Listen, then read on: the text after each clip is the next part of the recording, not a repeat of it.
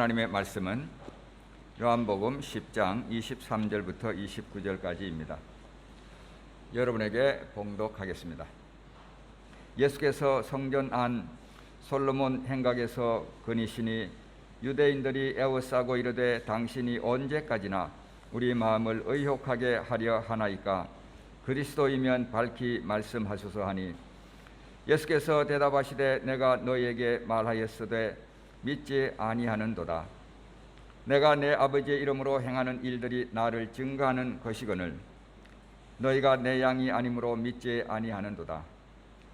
내 양은 내 음성을 들으며 나는 그들을 알며 그들은 나를 따르느니라. 내가 그들에게 영생을 주노니 영원히 멸망하지 아니할 것이요 또 그들을 내 손에서 빼앗을 자가 없느니라. 그들을 주신 내 아버지는 만유보다 크심에 아무도 아버지 손에서 빼앗을 수 없느니라. 아멘.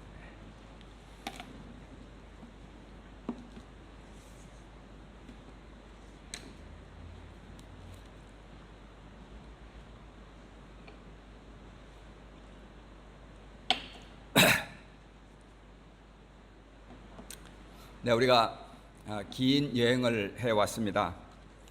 사도신경 처음부터 시작하여서 이제 오늘이 마지막 시간이 되었습니다. 네, 후반부에 와서 우리가 저기부터 시작하였습니다.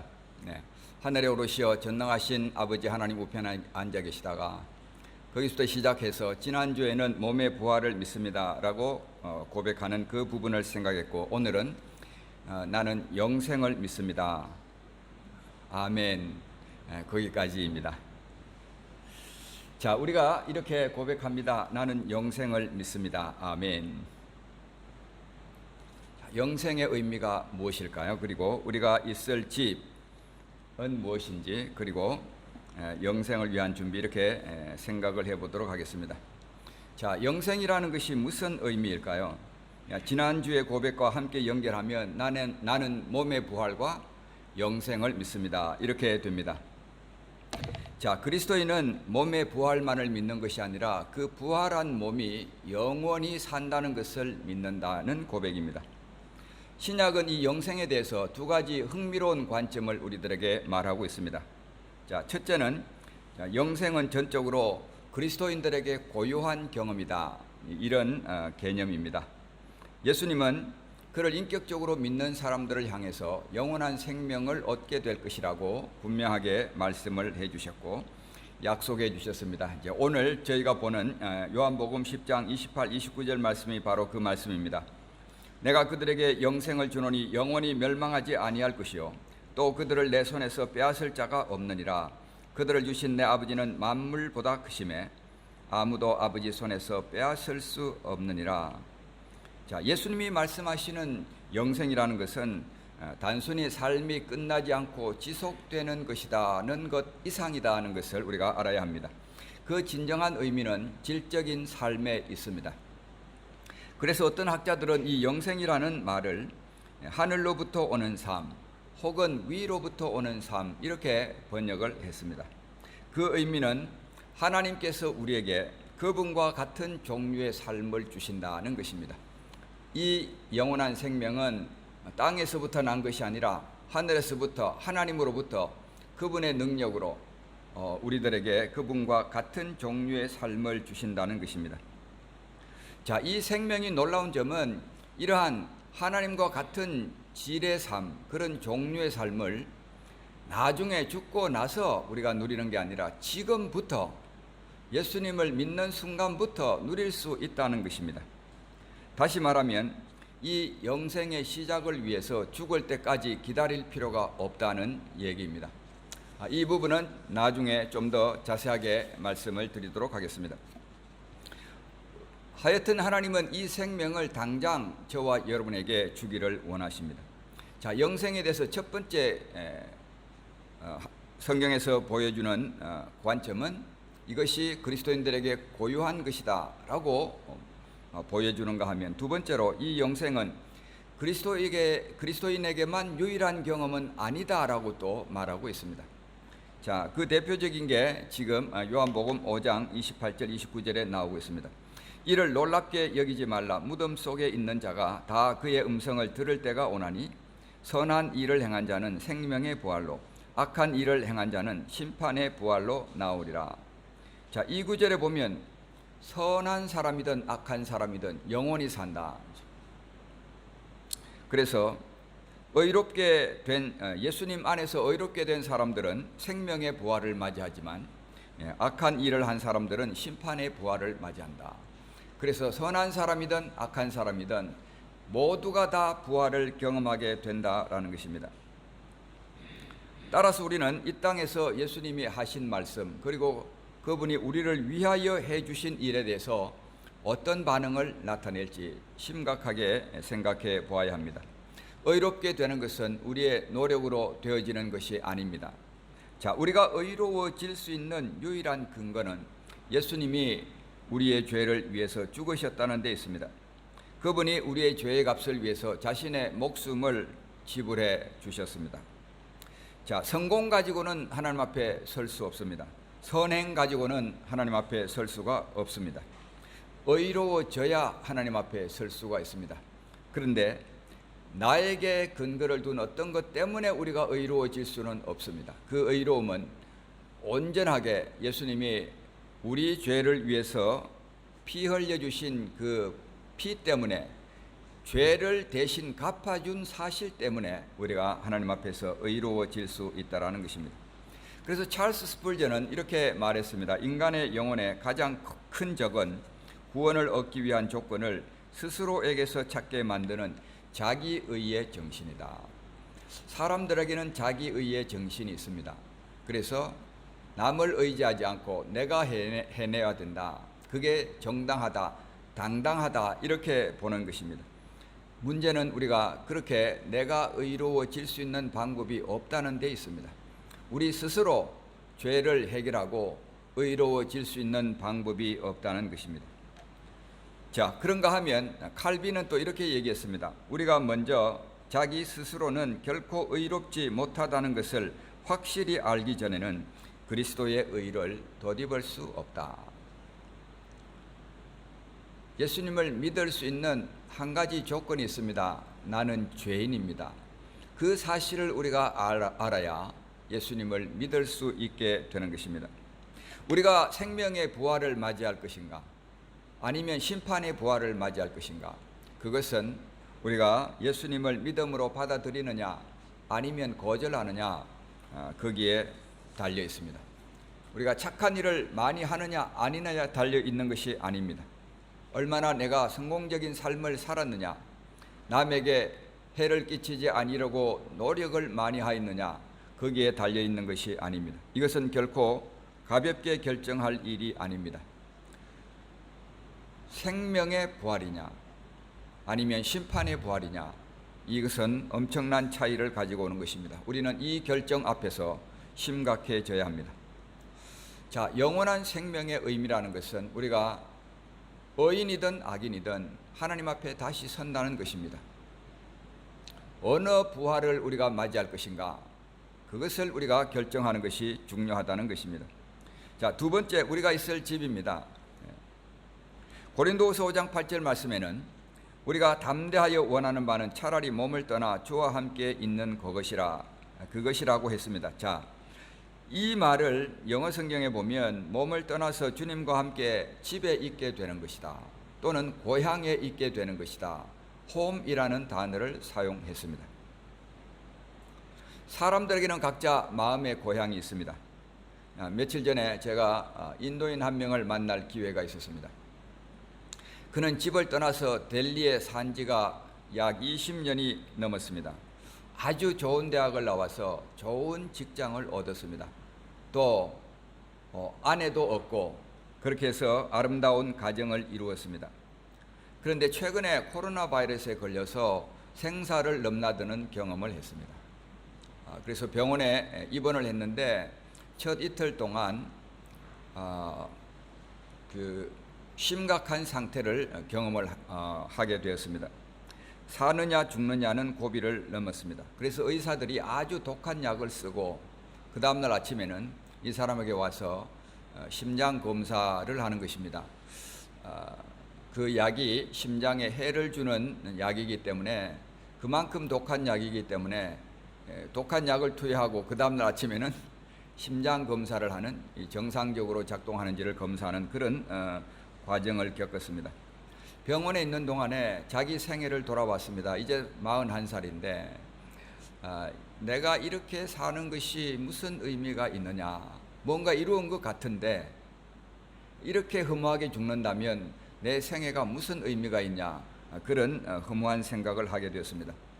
그의 아내는 4대째의 그리스도인 집안에서 태어난 그런 사람입니다. 그래서 이 처남들의 그 권유로 인해서 이 사람은 기독교적인 영향을 꽤 많이 받았어요.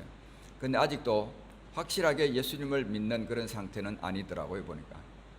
자, 그런데 이분이 생사를 오락가락하면서 내 남은 생애를 신학 같은 거를 좀 해가지고 사람들을 위해서 살았으면 좋겠다, 그런 마음을 가지게 되었습니다. 이분이 최종적으로 가고 싶어하는 곳이 있었는데 그게 히마찰이라는 곳이었어요. 왜 그런가 물었더니 자기 부모님이 거기 있고, 부모님 돌아가셨지만 그 다음에 형제들이 아직도 거기에 살고 있고, 그게 자기가 태어나서 자랐던 고향이라는 것입니다. 보통 사람들은 이주를 해서 현재 살고 있는 곳이 고향이 아닙니다. 여기에서 10년을 살았던 20년을 살았던 그곳이 고향이라는 생각을 잘 하지를 않습니다. 많은 경우에 우리가 고향이라고 할 때는 내가 태어나서 자랐던 곳, 그곳이 고향입니다. 또 많은 경우는 고향이라는 것은 부모님이 계시는 곳, 그곳에 가면 나를 맞이해 줄 사람이 있는 곳, 그런 곳이 바로 고향인 것입니다. 저희 둘째가 이곳에서 공부를 하고 한국에 들어간 지 한참 후에 인도에 다니러 간 적이 있습니다. 자, 비행기가 인디라 간디 공항에 착륙하려고 이제 가까이 접근을 하니까 창밖을 내다보다가 자기도 모르게 야, 고향이다 라고 소리를 질렀습니다. 타고 있던 한국 사람들이 좀 이상하게 생각했지만 둘째는 부모를 만날 수 있으니까 너무 좋았던 것입니다. 로버트 프로스트라는 사람은 고향이란 당신이 거기에 갔을 때 사람들이 당신을 받아주는 곳이다, 그렇게 말을 했습니다. 우리는 다 고향으로 돌아가 본 경험이 있습니다. 그러나 그곳이 어디든 우리는 우리가 기억하던 그런 곳이 더 이상 아니다 하는 것을 발견하게 됩니다. 저는 2001년 2월 달에 파송을 받고 인도로 오게 돼 있었는데, 인도로 오기 전에 꼭 한 곳을 가보고 싶은 곳이 있었어요. 그게 경상북도 문경군 점촌이라는 도시입니다. 제가 거기서 태어났어요. 그리고 고등학교 때까지 거기서 어린 시절을 보냈습니다. 죽으러 가는 것도 아닌데 왠지 하여튼 거기를 한번 꼭 가보고 싶은 그런 마음이 생기더라고요. 그래서 직접 차를 몰고 부산에서 거기까지를 갔습니다. 자, 가보니까 도시가 너무 많이 바뀌어 있었어요. 도로가 옛날 도로들이 아니고 전부 새롭게 도로를 내어서, 옛날에 내가 살던 집을 찾으려고 노력을 했는데 제가 살던 집을 못 찾았어요. 그리고 어릴 때 다니던 교회는 그곳 주변은 많이 변하지 않아서 그 교회는 가봤어요. 그리고 초등학교도 제가 가볼 수 있었는데, 초등학교 가보니까요, 옛날에는 그 운동장이 되게 넓었는데 거기서 뛰노느라고 지쳤는데 가보니까 너무 작고 초라하게 보이는 거예요. 그래서 실소가 나오더라고요. 중학교도 찾아가 보려고 갔는데 아무리 찾아도 못 찾겠어요. 우리가 한 20년, 30년, 제가 30년 정도 지나서 고향을 가봤는데 가보면은 이렇게 실망하는 일들이 많이 있습니다. 더 이상 거기는 우리를 반겨주는 사람이 없습니다. 옛날에 거닐었던 그 큰 길이라고 걸어봐도 아무도 나를 반겨주는 사람이 없습니다. 자, 그래서 히브리서에서는 이렇게 얘기를 합니다. 우리가 여기에는 영구한 도성이 없으므로 장차 올 것을 찾나니. 자, 이것을 NLT라는 영어에서는 뭐라고 얘기했냐면, 이 세상은 우리가 영구히 있을 고향이 아니다, 이렇게 번역을 했습니다. 세월이 지나면서 우리는 고향을 잃어가고 있습니다. 부모도 세상을 떠나게 됩니다. 형제도 세상을 떠나게 됩니다. 친척들도 세상을 떠나게 됩니다. 모든 생명은 하나의 긴 이별입니다. 그렇다면 우리는 돌아가도 더 이상 우리를 반겨줄 사람이 없게 되는 것입니다. 그렇다면 우리를 반겨줄 진짜 고향은 어디일까? 진짜 홈은 어디일까? 라는 것입니다. 진짜 집이 어디일까요? 그리스도인에게 있어서 그곳은 천국이라고 불리는 곳입니다. 자, 예수님은 한편 강도에게 이렇게 말했습니다. 누가복음 23장 43절입니다. 23장입니다. 오늘 내가 나와 함께 낙원에 있으리라 하시니라. 예수님과 함께 좌우편에 달렸던 강도들이 있었습니다. 한 강도는 예수님을 욕을 했고 다른 한 강도는 예수님을 변호했습니다. 그리고 예수님, 당신의 나라가 임하면 나를 기억하여 달라고 예수님에게 부탁을 했습니다. 그럴 때 예수님이 하신 말씀이 바로 이것입니다. 오늘 내가 나와 함께 낙원에 있으리라. 천국의 핵심은 예수님이 거기 계신다는 데 있습니다. 천국은 예수님이 존재하는 곳입니다. 천국이 좋은 것은 우리가 거기서 영원히 살 수 있기 때문이 아니라 거기에 예수님이 계시기 때문입니다. 그래서 예수님은 이 말씀 가운데 오늘 내가 나와 함께 낙원에 있으리라. 그곳이 좋은 이유는 예수님이 우리와 함께 하시기 때문입니다. 우리가 영생이라는 걸 생각하면 영원히 산다, 죽지 않고 계속 살아간다, 이런 의미로 얼핏 받아들입니다. 그런데 성경에서는 이 영생을 다르게 정의를 내리고 있습니다. 예수님이 하신 말씀 가운데 영생의 정의를 내린 곳이 요한복음 17장 3절입니다. 영생은 곧 유일하신 참 하나님과 그의 보내신 자 예수 그리스도를 아는 것이니이다 라고 말하였습니다. 예수님은 죽음 이후에도 계속적으로 사는 것이 영생이다, 이렇게 말씀하시지 않으셨습니다. 중단 없이 천년이고 만년이고 살아가는 것이 영생이다, 이렇게 말씀하지 않으셨다는 것입니다. 그 대신에 예수님은 영생은 하나님을 알고 예수님을 아는 것이다 라고 정의를 내렸습니다. 무슨 말이겠습니까? 결국 영원한 삶의 핵심은 관계라는 것입니다. 예수님과 관계가 맺어졌느냐, 하나님과 관계가 맺어졌느냐, 그것이 바로 영생의 핵심적인 일이다라는 것입니다. 저는 이런 얘기를 자주 합니다. 예를 들어서 저에 대해서 제 아내에게 가서 당신이 정인우라는 사람을 압니까? 라고 물으면 제 아내가 뭐라고 그럴까요? 절대로 모른다고 그럴까요? 잘 안다고 대답할 것입니다. 저도 제 아내를 잘 압니다. 왜 그럴까요? 우리는 부부라는 관계가 있습니다. 그런데 저는 모디 총리를 잘 압니다. 구자랏 구자랏에서 CM을 했고 어릴 때 짜이보이를 했고 여러 가지를 알고 있어요. 그런데 그분에게 가서 당신 정인우라는 사람을 압니까? 라고 물으면 그분은 뭐라고 말할까요? 모른다고 대답할 것입니다. 왜냐하면 우리 둘 사이에는 아무런 관계도 없습니다. 영생이라는 것은 우리가 예수님을 아는 것입니다. 어떻게 알 수 있습니까? 그 관계로 들어가는 문이 있습니다. 그게 바로 믿음입니다. 우리가 예수님을 믿음으로 예수님 내 죄를 대신해서 죽으신 것을 믿고 내 마음에 모셔드립니다. 우리의 삶에 초청하면 주님과 우리는 관계가 생깁니다. 그런 사람에게 하나님의 자녀가 되는 권세를 주겠다고 성경은 약속했습니다. 하나님의 자녀가 되면 무슨 관계입니까? 아버지와 아들이라는 관계가 생기는 것입니다. 영원한 생명이라는 것은 영원히 산다는 데 초점이 있는 게 아니고 나와 예수님과의 관계에 초점이 있습니다. 천국이라는 곳은 좋은 이유가 거기에 예수님이 계시기 때문에 천국이 좋은 것입니다. 자, 영생은 그냥 100만 년 동안 죽지 않고 생존하는 것이 아니라 우리가 예수님을 안다면 지금부터 영원한 생명을 가지고 있는 것입니다. 그 대표적인 말씀이 요한복음 5장 23절입니다. 저기에 보면 나 보내신 이를 믿는 자는 영생을 얻었고 라고 확실하게 기록을 하고 있습니다. 저것은 현재 완료입니다.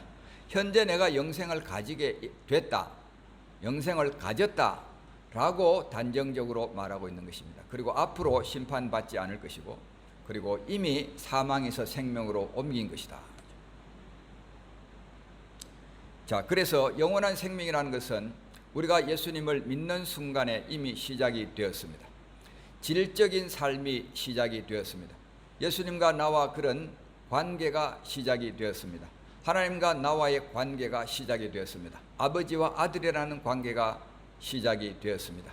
우리는 상속자라는 관계가 시작되었습니다. 예수님과 함께 상속, 유업을 이을 자로 관계가 시작이 된 것입니다. 그래서 예수님을 믿는 순간 시작된 이 영원한 삶이 우리를 결국은 죽음에 죽어도 그 이후에도 하나님과의 관계로 끝없이 이어지게 만들어 주는 것입니다. 자, 그렇다면 우리가 앞으로 영원한 생명을 산다고 할 때에 우리는 어떤 준비가 필요할까요? 여행을 한 일주일을 한다고 해도 여러분 준비를 하시죠? 무작정 여행 떠나보신 적이 있으십니까? 해외로 여행을 가신다면 한국은 뭐 그냥 무작정 티켓을 얻어가지고 집에 가면 집이 있으니까 부모님이 있으니까 그냥 가실 수 있을지 모르지만 해외로 여행한다면 분명히 계획을 하실 것입니다. 어디를 방문하고 어디에서 묵고 일정은 어떻게 하고 이런 계획들을 할 것입니다. 그러면 일주일이 아니라 한 달이 아니라 영원히 사는 것인데 어떤 준비를 해야 될까요?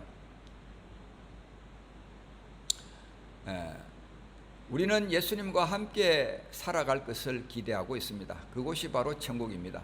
그렇다면 우리가 예수님을 더 잘 알아가는 준비가 필요합니다. 그곳에 가서 이방인처럼 살아가지 않으려면 지금부터 우리가 예수님을 잘 알아가는 그런 준비가 필요한 것입니다.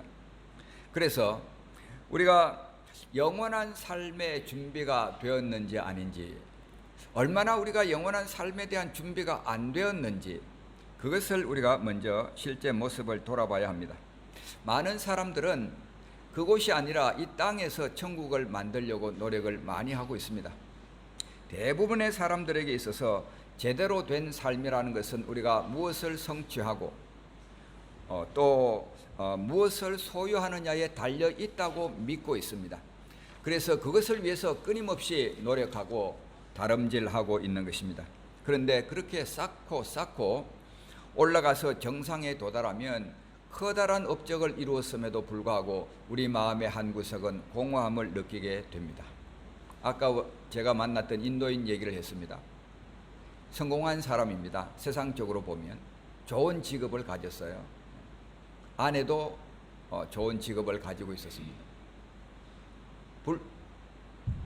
부족한 것이 없는 것처럼 보이는 집안이었어요. 그런데 죽음을 넘나드는 그 순간에 자기는 이 생이라는 것이 이렇게 갈 수도 있구나, 너무나 허망하구나, 자기 마음은 공허함으로 가득 찼었다고 고백하는 것을 보았습니다. 솔로몬도 바로 그러한 사람 중에 하나입니다. 그는 인생이 누릴 수 있는 모든 것에 다 손을 대본 사람이었어요. 즐거움이라고 생각하는 것은 다 발을 담궈 본 사람이었어요. 그래서 그가 원하는 대로 돈, 섹스, 술, 여자, 노래, 그리고 교육, 건축, 책 쓰는 일, 정원을 크게 만드는 일, 사업을 크게 하는 것, 그 모든 것을 다 해보고 엄청난 부를 소유한 사람이 되었습니다. 그런데 이 사람이 나이가 들어서 인생을 돌아보니 이렇게 고백을 했습니다. 헛되고 헛되며 헛되고 헛되니 모든 것이 헛되도다. 어떻게 모든 것을 다 해본 사람이, 모든 것에 다 손을 대본 사람이 부가 타의 추종을 불허할 만큼 부를 가지고 있는 사람이 헛되다고 말할 수 있을까? 죽을 때는 아무것도 가지고 갈 수가 없습니다. 만족이라는 것은 내가 얼만큼 많이 가졌느냐, 얼만큼 성취했느냐에 따라 달려있는 것이 결코 아닙니다. 그러니까 그렇게 해보고 나서도 마음의 공허함을 채울 수가 없었던 것입니다. 왜 그럴까요? 그 한 구석은 하나님과의 관계가 아니면 채워지지 않는 곳입니다. 그게 바로 영이라는 곳입니다.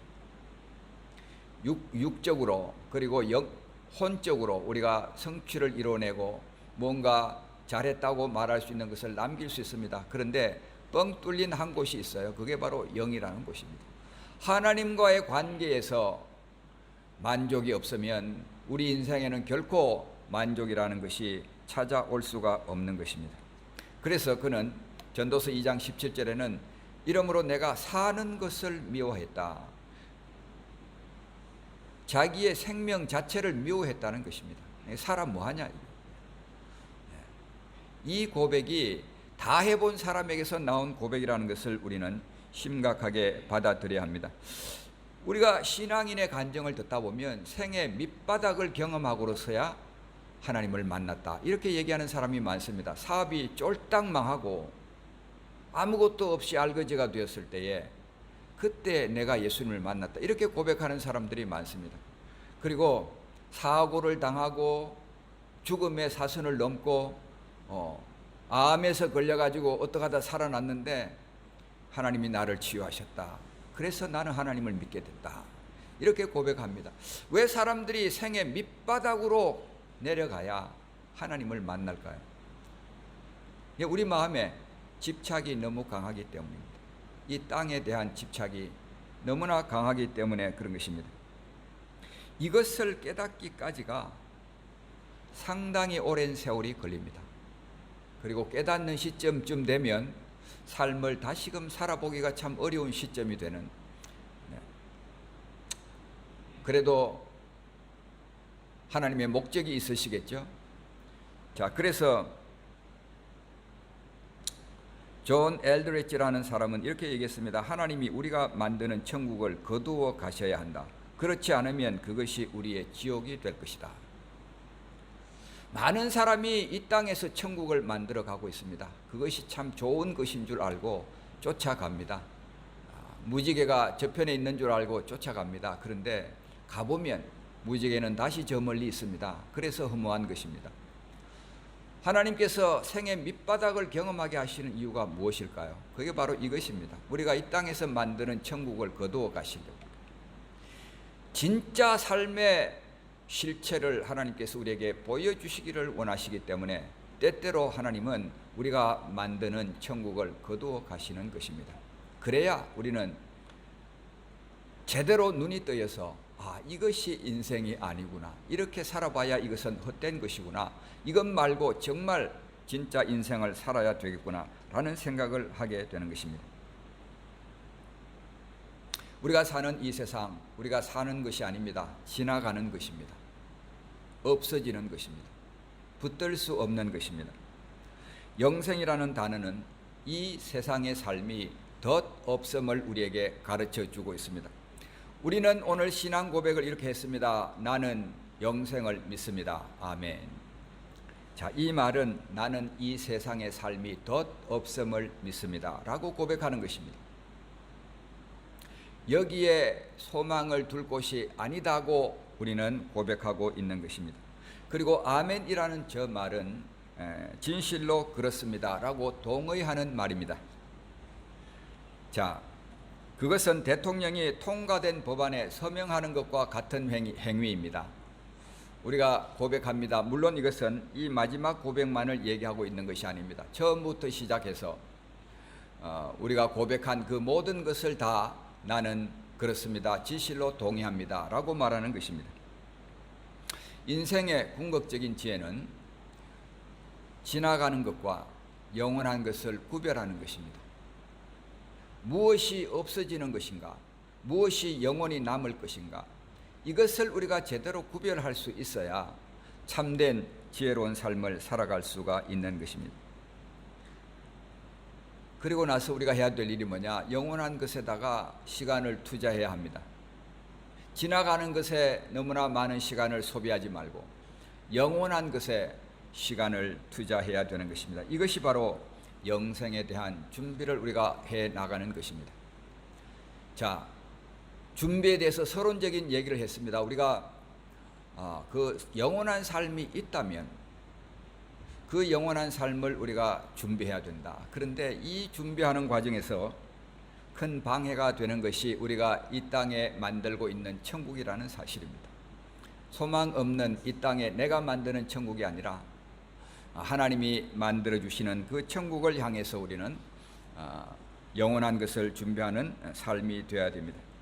자, 준비에 있어서 제가 시작에 그렇게 말을 했습니다. 예수님과의 관계다. 영원한 생명이라는 것은 결국 예수님과의 관계를 의미하는 것입니다. 그렇다면 우리가 그 예수님을 더 알아가고 더 닮아가는 것이 필요합니다. 그것이 올바른 영생을 위한 준비인 것입니다. 자, 예수님이 어떤 분일까? 그분의 생애를 우리가 신약 성경에서 조명을 해본다면 두드러지게 예수님이 강조하신 것들이 몇 가지가 있습니다. 그 중에 한 가지 누가복음 12장 36절에 너희는 마치 그 주인이 혼인집에서 돌아와 문을 두드리면 곧 열어주려고 기다리는 사람과 같이 되라. 주인이 와서 깨어있는 것을 보면 그 종은 복이 있으리로다. 내가 진실로 너희에게 이르노니 주인이 띠를 띠고 그 종들을 자리에 앉히고 나와 수종 들리라. 주인이 종에게 수종을 든다는 것은 이 세상에서 찾아볼 수 없는 장면입니다. 어디를 가도 종이 주인을 섬기지 주인이 종을 수종을 든다는 것은 있을 수가 없는 광경입니다. 세상에서는 종이 주인을 섬깁니다. 그러나 예수님은 지금 천국에서 중요한 가치 중에 하나가 섬김이라고 말씀하시는 것입니다. 이 비유는 천국의 비유 가운데 한 가지입니다. 세상의 가치관은 너무나 많은 면에서 업사이드 다운 되어 있습니다. 가치관이 전도가 되어 있습니다. 사람의 욕심 때문에, 인간의 욕망 때문에 그 가치관을 너무나도 많이 전도를 시켜놓고 있습니다. 자, 이것은 예수님이 그냥 한번 이렇게 말한 것이 아니라 예수님의 삶 자체가 섬기는 삶을 사셨습니다. 많은 병자들이 주님에게 나오면 그 병자들을 일일이 다 고쳐주셨습니다. 심지어는 손대기 어려운 병자에게도 손을 대서 예수님은 그 병자를 고쳐주셨습니다. 또 예수님은 자기가 세상에 떠날 날이 얼마 남지 않은 것을 아시고 식사 자리에서 일어나서 수건을 허리에 두르고 제자들에게 다가가서 발을 씻겨주셨습니다. 수건을 허리에 동인다는 것은 종의 자세입니다. 종이 해야 될 일입니다. 자, 그들의 발을 다 씻기고 난 다음에 예수님께서 그들에게 이렇게 말씀하셨습니다. 요한복음 13장입니다. 내가 주와 또는 선생이 되어 너희 발을 씻었으니 너희도 서로 씻어주는 것이 옳으니라. 내가 너희에게 행한 것 같이 너희도 행하게 하려 하여 본을 보였노라.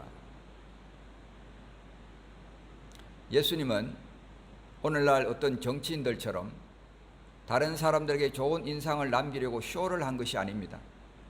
이것은 반드시 이런 삶을 살아야 한다고 주님은 친히 몸소 실천하고 본을 보여주신 것입니다. 따라서 섬김은 이 땅에서만 하고 말아야 될 일이 아니라 이것은 예수님께서 지속해서 내가 온 생의 목적이 바로 이것이다. 그렇게까지 주님은 말씀하셨습니다. 어디에 그런 말씀이 나올까요? 저희 마가복음 10장 44절 45절에 나옵니다. 제자들은 길에서 누가 크냐라고 다투었습니다. 그런 제자들을 예수님이 불러서 교훈을 하셨습니다. 너희 중에 누구든지 어뜸이 되고자 하는 자는 모든 사람의 종이 되어야 하리라. 업사이드 다운입니다. 이 세상에는 어뜸이 되는 자는 군림하고 다스리는 자입니다. 그런데 예수님은 어뜸이 되고자 하는 사람은 섬겨야 된다, 종이 되어야 된다고 말씀하십니다. 그리고서 나서 이 45절에 인자가 온 것은 섬김을 받으려 함이 아니라 도리어 섬기려 하고, 예수님이 온 삶의 목적을 말씀하고 있는 것입니다. 이 땅에 왕으로서 군림하기 위해서 온 것이 아니고, 이 땅에서 권력을 휘두르려고 온 것이 아니고, 예수님은 섬기려고 왔다. 어쩌다 보니까 할 수 없이 종이 되었다가 아니라 섬기기 위해서 나는 이 땅에 왔다고 주님은 말씀하시는 것입니다. 하늘나라는 섬김이 가치가 있는 곳입니다. 주인이 오히려 종을 수종드는 곳이 하늘나라입니다. 그렇다면 지금 여기서 우리는 사람들을 섬기는 연습을 해 나가는 것이 필요한 것입니다. 자, 두 번째로 우리가 영혼을 깨끗하게 하는 훈련을 해 나가야 합니다. 자, 요한 1서 3장 2절 3절에 사랑하는 자들아 우리가 지금은 하나님의 자녀라 장래에 어떻게 될지는 아직 나타나지 아니하였으나 그가 나타나시면 우리가 그와 같을 줄을 아는 것은 그의 참모습 그대로 볼 것이기 때문이니 주를 향하여 이 소망을 가진 자마다 그의 깨끗하심과 같이 자기를 깨끗하게 하느니라. 이 땅을 살아가는 저와 여러분에게 큰 싸움이 있습니다. 그것은 영혼을 대적하여 싸우는 육체의 정욕입니다. 끝나지 않는 싸움입니다. 끊임없이 육과 영의 싸움이 우리 속에 있습니다. 그런데 우리가 이 싸움에 지면 하나님이 주신 그 무한한 잠재력들을 자꾸 상실하게 되어집니다. 나그네로 살아가는 우리는 육신에게 져서 육신대로 살 것이 아니라 영으로서 육신을 이기는 삶을 살아가야 합니다. 주님께서 그 일을 위해서 우리들에게 성령을 보내주셨습니다. 우리에게 모든 자원을 공급하여 주셨습니다. 우리가 원하기만 하면 얼마든지 쓸 수 있는 자원을 우리에게 공급하여 주셨습니다. 주를 향하여 이 소망을 가진 자마다 그의 깨끗하심과 같이 자기를 깨끗하게 하느니라. 우리가 이 주님을 만날 소망이 있다면 여기서 깨끗한 삶을 살아가는 연습이 필요한 것입니다. 그리고 또 하나의 모습은 주는 연습입니다. 누가복음 16장 9절에 내가 너에게 말하노니 불의의 재물로 친구를 사귀라. 그리하면 그 재물이 없어질 때에 그들이 너희를 영주할 처소로 영접하리라. 이 이야기는 불의한 청지기 비유에 나오는 말씀입니다. 어느 날 종이 주인의 재산을 허비한다는 소문을 듣게 되었습니다. 그래서 주인이 청지기를 불렀습니다. 불러 앉혀놓고 너의 하던 일을 마무리 지어라. 너는 더 이상 이 직무를 수행할 수 없다. 자, 이 종이 자기 앞날이 걱정이 되었습니다.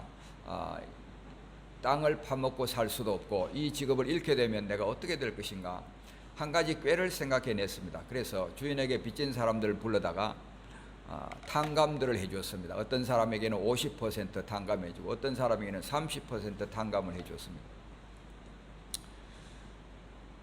주인이 이 종이 하는 일을 듣고서 이 종을 칭찬을 했습니다.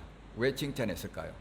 주인의 재산을 잘못 관리하고 있는 사람인데 칭찬을 했습니다.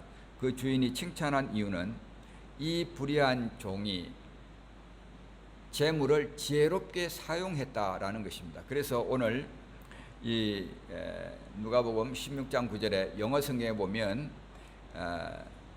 이 세상의 불의한 재물을 세상의 재물을 가지고서 친구를 사귀는 데에 사용해라. 사용하다는 데 의미가 있습니다. 많은 사람들은 이 물질을 축적하는 것이 복이라고 생각을 합니다. 그런데 하나님이 보시기에는 이 재물은 사용하라고 주신 것입니다. 재물을 하나님의 목적대로 사용하는 사람에게는 물질이 마르지가 않습니다. 여러분 한번 해보십시오. 하나님은 우리에게 얼마든지 공급해 주실 수 있는 분이십니다. 손을 펴고 물질을 하나님의 뜻대로 사용하는 사람은 이 물질의 마름을 경험하지 않는 것입니다. 여러분들 그런 예가 구약에도 많이 있지 않습니까? 엘리야를 대접했던 그 사르밧 과부를 생각해 보십시오. 마지막 먹고 죽으려고 하는 그 기름, 그 다음에 밀가루 조금, 기름 조금, 그거 마지막으로 나뭇가지를 주워서 먹고 죽으려고 하는데 엘리야 선지자가 와가지고 그렇게 해라. 그런데 먼저 나에게 떡 한 조각을 가져와라. 저 같으면 그런 요구를 못할 것 같아요. 그런데 엘리야 선지자는 하나님의 말씀을 들었어요. 그 집에 기름이 마르지 않고 그 집에 밀가루가 마르지 않을 것이라는 하나님의 음성을 들었습니다. 자, 여러분 믿음은 삶의 현장에서 생깁니다. 온실에서 생기는 게 아니고 현실에서 생깁니다. 자, 그런 상황을 만나면 지금 먹고 죽으려는데 그 소리 나한테 할 소리입니까? 그렇게 말하고 싶지 않겠습니까? 근데 그 현장에서 엘리야의 그 말을 듣고서 한 떡을 대접을 했습니다. 그 결과 그 집은 가뭄에도 걱정 없는 그런 집안이 되었습니다. 재물이 마르지 않는 경험은 편손을 가지고 있는 사람에게 경험이 되어지는 일입니다. 특히 하나님께 드리는 것은 재물을 잃지 않는 가장 확실한 방법입니다. 그래서 마태복음 6장 19절 20절에 오직 너희를 위하여 보물을 하늘에 쌓아두라. 거기는 좀이나 동록이 해하지 못하며 도둑이 구멍을 뚫지도 못하고 도둑질도 못하느니라. 주님은 주기 위해서 이 땅에 오셨습니다. 자기 목숨까지도 주신 분입니다. 그래서 이 서신서에 와보면 그분의 가난하심으로 우리를 부유하게 하신 분이다, 이렇게 설명을 했습니다. 하늘의 모든 영광도 다 버리고 이 땅에 낮고 천한 곳에 오셔서 자기 목숨까지 내어주신 그 주님이 바로 예수님이십니다. 우리가 이 주님을 만날 소망이 있다면 우리도 주는 삶, 드리는 삶을 살아가는 연습을 여기서부터 하는 것이 필요한 것입니다. 사랑하는 성도 여러분, 우리는 영생을 믿는다라고 고백을 합니다. 나는 영생을 믿습니다. 우리는 영원한 생명을 주님과 함께 보내게 됩니다. 천국은 예수님이 계시는 곳입니다. 지금 여기서 예수님을 닮아가시는 귀한 생애가 되시기를 우리 주님의 이름으로 축복합니다. 같이 기도하겠습니다. 하나님 아버지, 우리에게 주신 영원한 생명을 인해서 우리 주님께 감사와 찬송을 돌립니다. 우리의 공로가 아니었습니다. 우리가 잘한 것이 있어서가 아니었습니다. 우리는 여전히 죄인이었습니다. 우리는 여전히 하나님과 원수로 살고 있었습니다. 그럴 때 주님은 우리를 위하여 자신의 목숨을 내어 주셨습니다. 이 귀한 사랑 덕분에 우리가 영원한 생명을 얻게 되었습니다. 하나님의 자녀라 일컬음을 받게 되었습니다. 예수님과 더불어 동일한 상속자가 되었습니다. 하나님 아버지, 우리는 하나님 앞에 자랑스럽게 나는 영생을 믿습니다라고 고백합니다.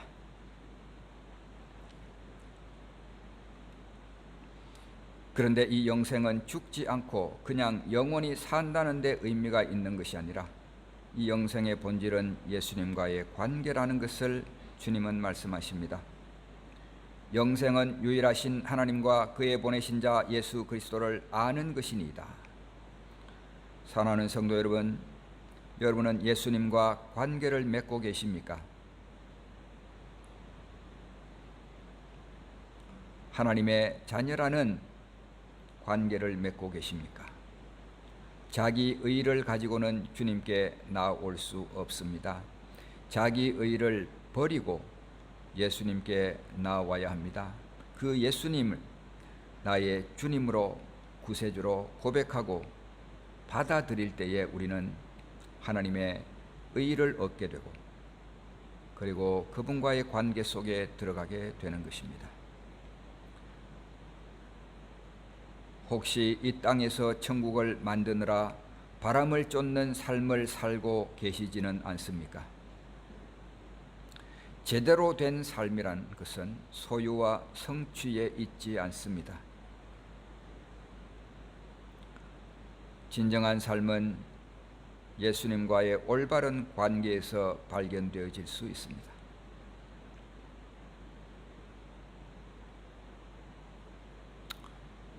예수님은 섬김이 삶의 목적이셨습니다. 사랑하는 성도 여러분, 섬기려고 살고 계십니까? 아니면 섬김을 받으려고 하십니까? 속 상한 적이 있으십니까? 화가 자주 나십니까? 화가 나는 것이 섬김을 받지 못해서입니까? 아니면 섬기지 못해서입니까? 우리는 천국이 섬기는 곳이라는 것을 알아야 되겠습니다. 주님을 만날 소망이 있는 사람은 그의 깨끗하심과 같이 자신을 깨끗하게 해야 한다고 말씀하십니다. 이 땅을 사는 우리에게 영적 싸움이 있습니다. 영혼을 대적하여 싸우는 육체의 정욕이 우리를 눌러오고 있습니다. 여러분의 삶에는 영혼이 이기고 있습니까? 육체가 이기고 있습니까?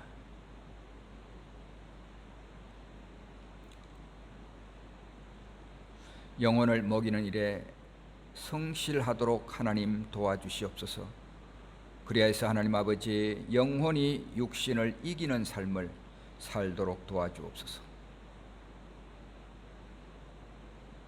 주님은 주는 일에 후한 분이셨습니다. 자신의 목숨까지도 우리를 위하여 주셨습니다. 우리는 하나님께서 주신 제물로 무엇을 하고 있는지 우리 자신을 돌아봅니다. 자신을 위해 쌓아놓고 있는지 아니면 올바르게 사용하고 있는지 우리 자신들을 돌아봅니다. 움켜쥐고 있다고 우리의 것이 되지 않는 줄 압니다. 불의의 재물은 사용되어져야 합니다. 물질을 보존하는 가장 좋은 방법은 하늘에 쌓아두는 것입니다. 하나님 아버지, 오늘 우리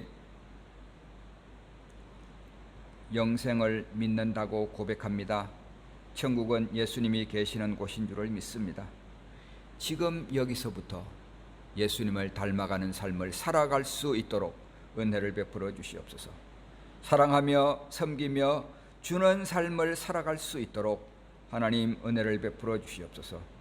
그리고 주님처럼 우리도 깨끗한 삶을 살아갈 수 있도록 은혜를 베풀어 주시옵소서. 예수님의 이름으로 간절히 기도하옵나이다. 아멘.